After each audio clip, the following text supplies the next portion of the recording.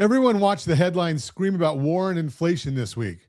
The bond market was listening for something quieter, and that quiet signal just pushed mortgage rates down to a 1 week low. I am Ron Siegel, certified liability advisor, helping families build wealth through strategic debt management. This is your weekend update for the week of June 12th, 2026. Let's start with the big story. A peace deal with Iran looks close. A memorandum of understanding is on the table, and the main piece would reopen the Strait of Hormuz.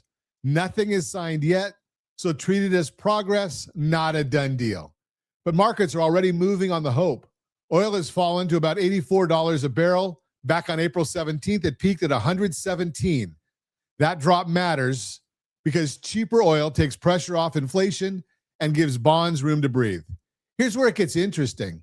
The inflation reports this week looked ugly on the surface. Consumer prices rose 4.2% over the past year, the highest in 3 years. Wholesale prices jumped 1.1% in a single month. Scary numbers. But look one layer down. Almost all of that jump came from oil. Strip out food and energy, and the core reading was calm. So the loud number is mostly an energy story, and an energy story can fade fast if the war winds down. So what does this mean for your clients? It means the headline and the real trend are telling two different stories. That gap is where good guidance lives. Now the jobs picture.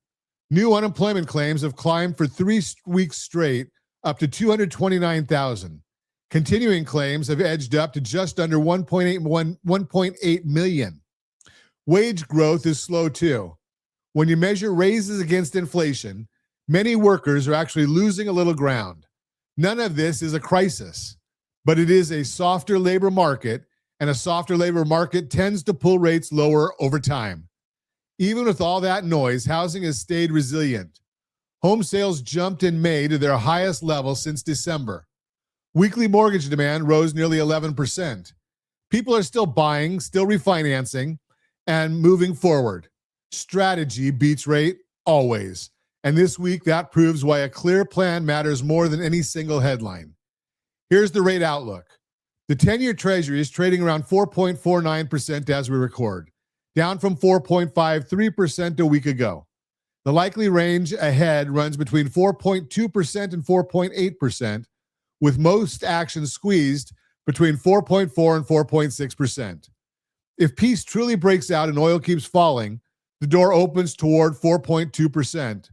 If the deal falls apart and oil climbs again, 4.8 is still back on the table. The base case leans toward a deal, oil under $80 and yields drifting lower in the months ahead. Now this week's mortgage rates. The 30-year conventional, 6.6%. The 30-year jumbo, 6.84%. The 30-year FHA is 6.12%, and the 30-year VA is 6.14%. These are national averages from Mortgage News Daily, not an offer to lend.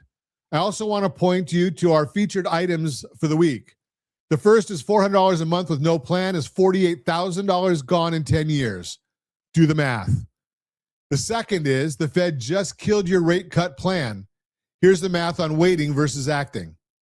There are several more waiting for you as well. You'll find all of them on the right side of your dashboard or below the video, depending on the device you're using. This week, we're also opening up one of our financial illustrators. We have built a full suite of them complimentary for our partners. Today, we're sharing the rate reduction illustrator.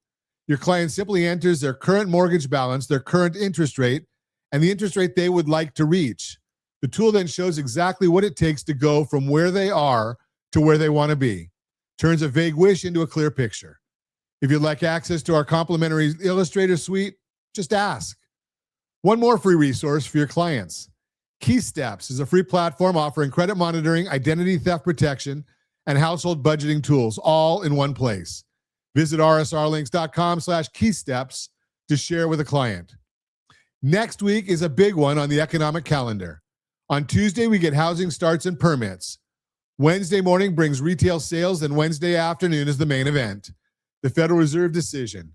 Paired with a fresh set of economic projections, this is Kevin Warsh's first meeting as Fed chair, so every word will carry weight. And on Friday, the bond market is closed for Juneteenth holiday. That is your weekend update. We appreciate you listening, and we'll see you again next week.